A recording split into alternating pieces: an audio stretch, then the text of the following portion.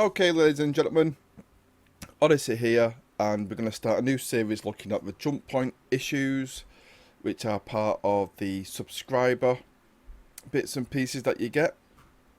Subscribing to RSI costs a few pounds a month, and for that you get these jump point magazines. They've been going on for about 4 years.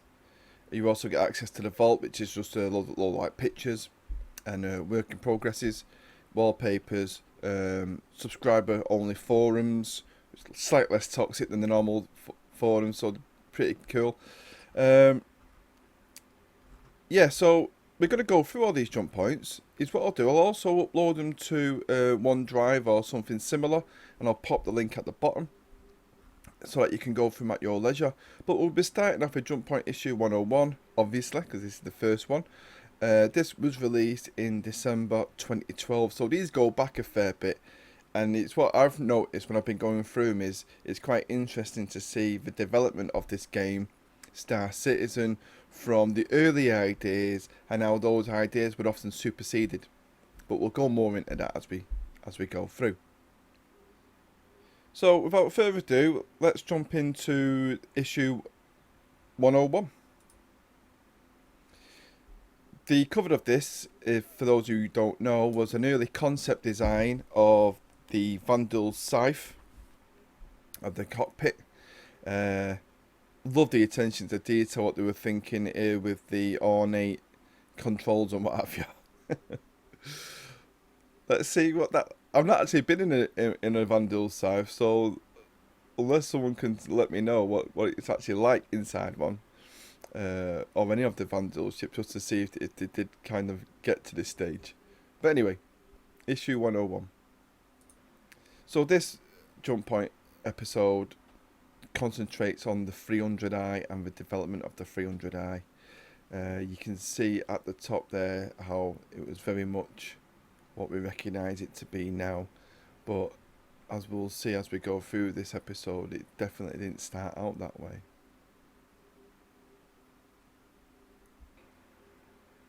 So what I'll do, I'll probably just leave a few moments so that you can have a look at some of the details in each page as well.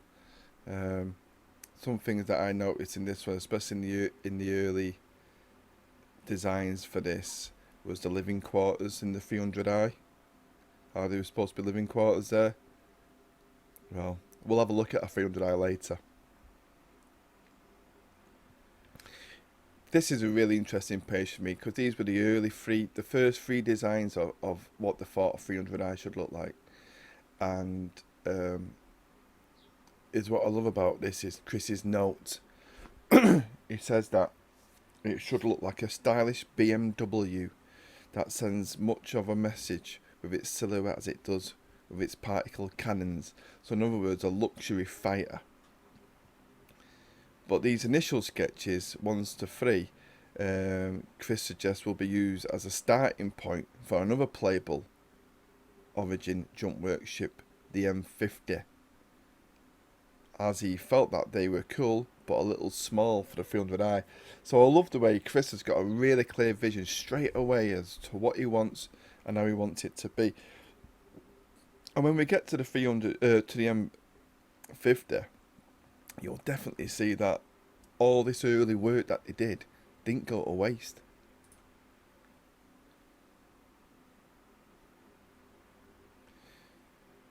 So these first few sketches were the initial starter designs, the very originals for the 300i, and aren't you glad they didn't go with any of these? I mean, you can, if you see the 300i now, it is pretty barely unrecognisable. I mean, looks just more like a standard, everyday, modern day fighter. And as the options start to develop, quickly you start to see the shape that we all know and love starting to appear. So this was the design that Chris finally went with. well, in its early concept, I should say. It still went through many different bits and pieces. It's interesting that in this design, Chris felt that the nose looked too much like an F-22. And for those of you who have never seen an F-22, this is it, the F-22 Raptor. And I think, as you can see, there was some striking resemblances to it from the early days. I kind of see where he was going with that, although I didn't think it looked bad for it, I must admit. But going with this more futuristic arch, structural arch across the rear fuselage really makes the 300i stand out for me. This is an interesting slide because they go on to say that basically the interior cabin was redrawn to include a large cargo hold and a more compact living quarters for the single pilot. That is quite interesting for me because of what we see in the future. You can see where they plan to put the cargo. I think originally what they were thinking was a bit more like the Aurora, where you step in and you had some living quarters. Like if we go back just a little bit. Oops. Yeah, the living quarters was supposed to be in this area here. So already the idea was changing shape from that point of view straight away. More in favour of cargo. What's interesting in this page for me is the removal of the wingtips. It says in the text that they realised that, you know, through the story of Star Citizen, the way Star Citizen was being written in the lore and everything else, is that the need for wingtips was non-essential. So they incorporated those wingtips in a way that makes more sense. And I think the overall design really benefits from that. Also, in these early stages, it's interesting to me to see how they planned on loading cargo, which was from the centre of the fuselage with a ramp that comes down. So you could, you know, drop your gear in and lift the ramp back up. Interesting. But yeah, definitely giving the wing designs some purpose by fitting mounts to it. Definitely a good way to go. This slide, of course, is centering more on the evolution now, looking at the nose and the turret for the nose. But also, if you've noticed that the gun mounts on the wings have now altered, and they've also put hard points on the tops, which, you know, just seems weird to me. I like the gun mounts on the sides, but hard points on the tops. So for the layman, you know, you and I might have been thinking, yeah, we're good to go. Let's move on. Let's start on another ship. But no, they don't. You know, this is why this game takes time to make, because they've got attention to detail, and the attention to detail knows no bounds. I mean, it doesn't go through one pass. It just continually goes on and on and on until they reach their perfection. And I'm so glad they did, because all of a sudden they put the hard points, inside the wings. And that just makes it look so much more dominating and concise. Less prone to accidentally knock one off. Excuse the euphemism. But another thing that I love about this is the size of it. What they expected the 300i to be the size of. I mean, look at the person there. I mean, we're going to go and see a 300i in a minute. In the flesh, so to speak. In the virtual flesh. But was it me, or was that whole concept just I mean, I wished it was that big, if I'm honest. I mean, look at the size of the turret on the front. That's like the turret on the front of a Vanguard or something. But yeah, absolutely stunning work. Stunning work. With the gull wing doors as well. Oh. One of the things that they talk about in this particular page is the need for more reinforcements. Because previously it just went up with the one support there and the one going down there.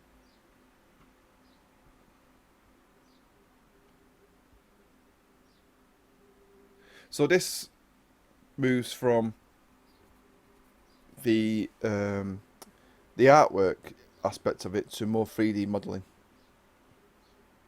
So that was pretty much the final result for the 300i at this stage.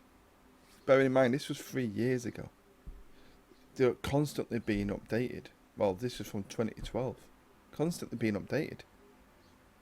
So we'll take a look in a moment at the finished product as it stands at 2.4.1. I won't be revisiting these jump points in the future, but as it stands now, this is what it looks like. I've just quickly booted up Arena Commander basic flight mode, and we've jumped in a 300i. So this is the interior cockpit view. Let's see if we can have a bit of a look round. Trackyard isn't fitting into this yet, but so you get a standard steering wheel, as you can see. Move it around there.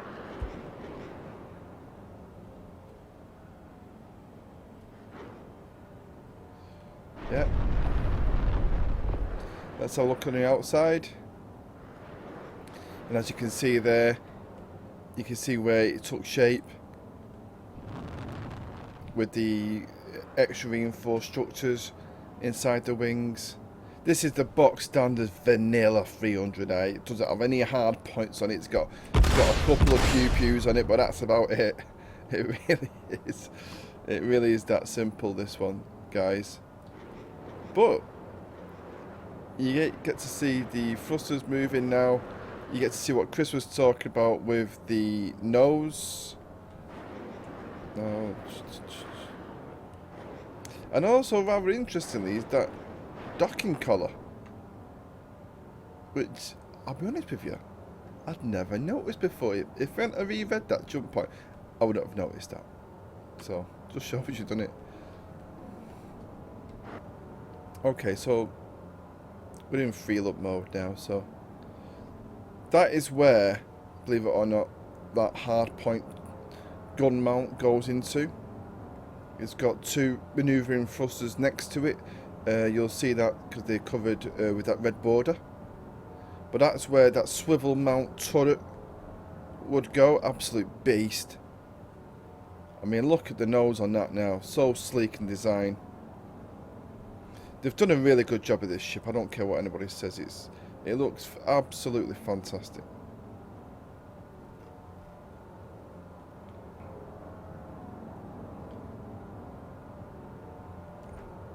Rather interestingly, are we saying then that grey area is the loading bay? We're going to take a look a bit closer in a minute. You can see the wing mounts. Much better design. And with this level of pass stats on it, with CryEngine doing all its beauty, you really get to see just how much work they put into this. I mean, look at the amount of thrusters on it. It's a real nimble thing. The details on the engine is sublime, especially as you alter thrust. So, okay, let's land this little fella and we'll take a look. Bear in mind, when I thrust forward now, just check this engine out. See how it alters with your thrust. Oh, I mean, come on. moved. Pilot assist on. Landing gear deployed.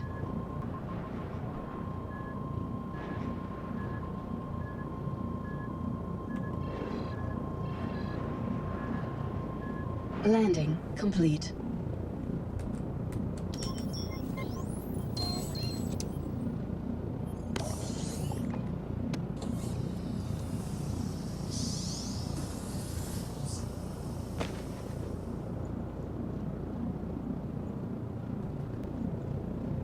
Okay, so that's us out the seat, and we're now in the back of the 300i. It is still early days of development, still. So excuse any bugs, glitches that you might see, especially with the Origin 300i. It can be a little bit all over the shop, if I'm honest with you. Okay, so we've safely landed on the landing pad. This is the final result, chaps. I say final, everything's a work in progress. It is still in alpha. I'm pretty sure it's going to get another pass for the reasons that I'm going to suggest now. But just before we get to that, you do get to see the mounted guns on the wings and the extra supports there. The fact that these beautiful doors open, gull wing style. That's where, as I said before, the turret is gonna go into. Took a little bit of damage on my landing. You weren't supposed to see that. But the thing I was gonna say is if you just remember from the jump point, it showed cockpit, living quarters and cargo area and engine. Well, all that's engine. This is all engine in there. So where's the cargo going? That'd be the question I'm asking. So that's why I think there's got to be another pass on this yet. Or they change the decision and say it doesn't carry cargo. You know, it's one or the other, isn't it, guys? Because that also seems like a big space. I'm just gonna go in and explain.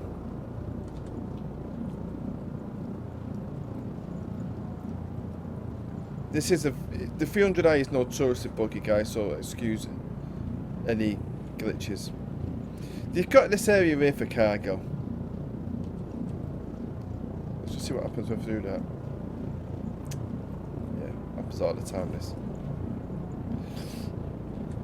Sometimes where you're looking doesn't give you use, and where you don't want it to be, it can appear there.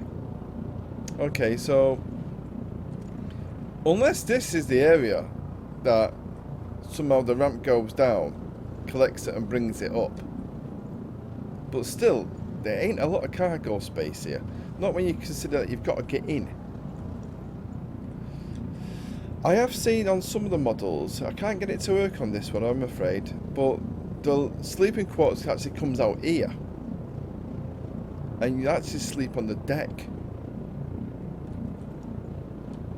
So where this cargo's going to go is anyone's guess. Alright, so I mean, we've looked at how it came from fruition and concept. It's a beautiful thing. There isn't any doubt about that. I mean, the way it all comes out, you know, it's some sexy stuff going on here. Isn't it doubt about that? Origin JumpWorks at your service. Core system operational. Landing gear raised. Right, guys, let's head back to the jump point. Okay, welcome back. We're back to jump point now. I'm just going to take you through really quickly what's in the rest of the jump point. I'm not going to focus too much on the stuff coming up. I'll just pick out a few of the things that I find interesting from back in the day.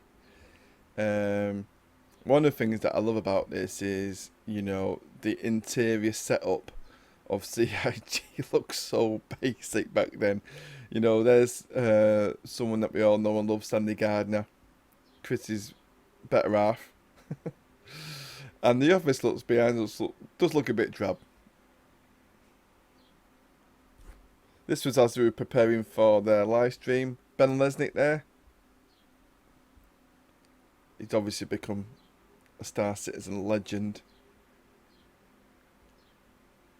One thing I love about this slide is this is pretty much sort of the beginnings of the original team at Austin in Texas.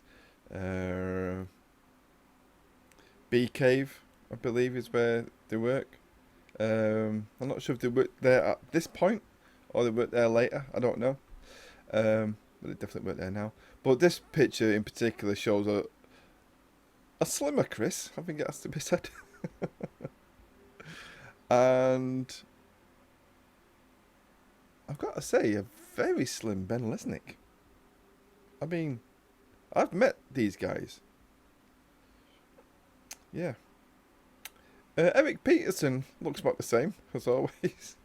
He became known as Wingman. He used to do the early subscriber, well, for everybody actually. Little live streams and chats and talking to the fans. Anyway, great picture. As a little bonus on the original Jump Point, you also get to see the blueprints of the Hornet. And you really can see a huge difference here. And I know for a fact it's being worked on again. But one of the things I loved about this early blueprint was, hey, how stubby it looks at the front. We all know that's changed.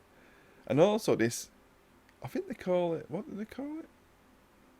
A cannonball turret. This thing that sits in the centre. Now I know some versions do have the turret, and you can put a turret in there or swap it out for cargo, but I mean, look at that thing. It looks even weirder on this slide, it has to be said. Of course, these are early designs. Don't get me wrong, guys. But look at that M2 turret. On M2, cannonball turret, auto targeting, rapid fire turret with a 540-degree protection radius. I mean, they were really starting to nail down some of the hopeful details at this point. The cockpit featured a Merlin M9 hood with a tri-soft threat vectoring suite. I mean, come on, you gotta love it. But yeah, I mean, look at the work that they put in here. You know, it's absolute. I mean, the stairs, nothing's changed there. The intakes, nothing's changed. You know, they got some of it pretty spot on in the early days. But I'm not sure about that turret though. Another good thing about these guys is, and this is why I'm going to drop the link again, and I'll repeat it into the bottom, is because you get some really good lore-based stories in some of these jump points, in quite a lot of them. Well worth having a read. They also give you a little bit of an insight into how some of the game might play, because like Fred mentioned Morbiglass. Well, that's now in the game. You can use that in the game at 2.4.1. So you get little snippets of where the game was heading and what it was going to. I'm not going to concentrate on that. If you want to read it, have a read. Right, so this is the end now. This is talk about, like I say, it was pretty much the first. This is the first one, but I think it was also a bit of a tester as well, because it also talk about some great little things about Wingman and the lamp. Wingman doing his little weekly live streams, but it was interesting that they also plan to develop that. Some of you tuned in to Wingman this morning. We hope for you to be able to upvote questions in the future. You know, that really became 10 for the chairman, to be honest with you. I mean, that idea was superseded with a better idea. So when people say, well, you know, they make a load of promises, well, they do. Sometimes they don't fulfill them, but it's mainly because for a reason. You know, and often that reason is because they've been superseded by a better reason, by a better thing to do. Another good little thing about this N one is Tech Hotspot is supposed to be like a little, you know, recurring theme, I suppose, which died off pretty quick. The best tech for Star Citizen, from Oculus Rift to what joysticks you should use. As a heads up, Oculus Rift is slated for January, and Chris is going to get in there while we film it. This will be a prime example of the fun video clips we are going to offer with going forward with enough manpower to do so. That's what made they made a few promises back then, which, for one reason or another, sometimes they just don't come through. Anyway, so that pretty much sums up Jump Point or 101. Stay tuned. Please subscribe to my channel. Place comments. Let's discuss it. Let's discuss what it wants. Just so everyone knows, I've been a subscriber for many years. I've been a backer for too long. All this stuff is freely available on the internet now. It's all been leaked. You know, just because the whole point of subscribing is to get more information out about Star Citizen, not to go, oh well, I paid my money, it's mine. Okay, the whole point that all the money that subscribers give goes to making the shows, the 10 for the Chairmans, your Reverse the First, Around the First, all that, and these Jump Point magazines. The whole point is to get information out there about Star Citizen, not withhold it. Okay, so if you don't like it, bugger off. If you do like it, subscribe, stay tuned, and we'll go through all of them. So all that's left to say is, thanks for tuning in, and I'll see you next time.